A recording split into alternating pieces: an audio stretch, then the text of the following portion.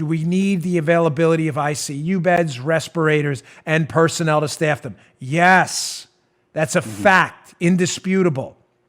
That weakness has been exposed in this crisis.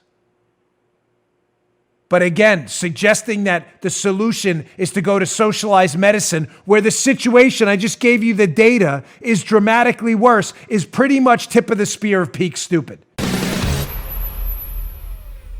Listen, there's been some worry out there about ICU beds, and there should be. A lot of folks out there are doing the math and saying, gosh, if there's a big outbreak amongst elderly folks and they develop a pneumonia, are there enough respirators and ICU beds to take care of everyone? Great question. We should ask no matter what. Nobody gets a pass because you're a Republican or a Democrat.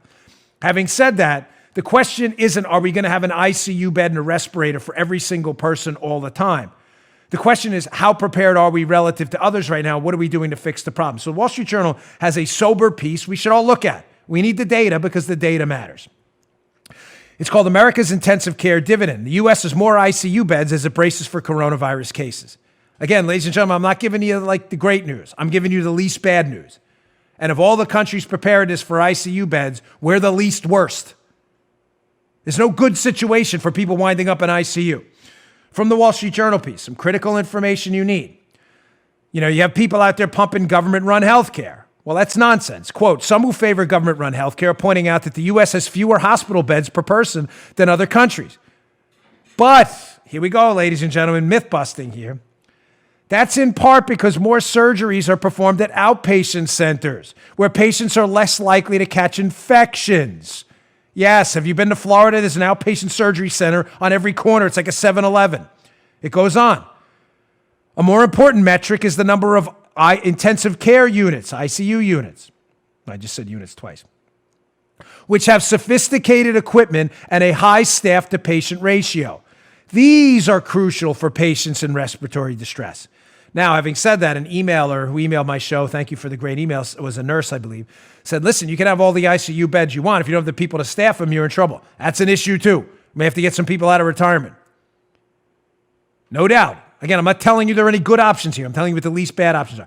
But again, parroting myth, we have to bust these myths right away. Nonsense, liberal talking points. These socialist-run medicine countries, they're in far better condition than we are. Look at all these hospital beds. Yeah, ladies and gentlemen, that's because of the outpatient surgery centers. We don't need all those hospital beds. Which, by the way, could probably be quickly converted into hospital beds if we were in a national emergency. I'm sorry I have to do this, but really, we need the facts, and if you're watching the news, you're missing all of this. We need to be more like the UK with their system. You sure about that? The piece goes on to prove my point about ICU beds.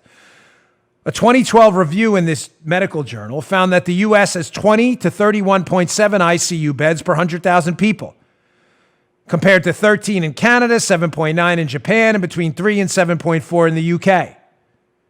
Differences in how countries define ICU account for some of the disparity, the article notes. And the U.S. needs more ICU beds because it has a higher incidence of chronic conditions like heart disease. Fair enough.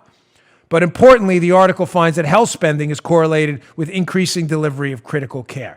Again, folks, the only point I'm trying to get through to you now is, do we need the availability of ICU beds, respirators, and personnel to staff them? Yes, that's a fact, indisputable.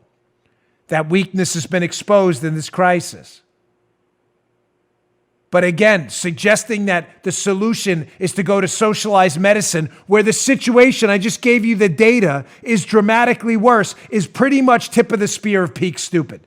You just heard The Dan Bongino Show. You can also get Dan's podcasts on iTunes or SoundCloud. And follow Dan on Twitter 24/7 @DBongino.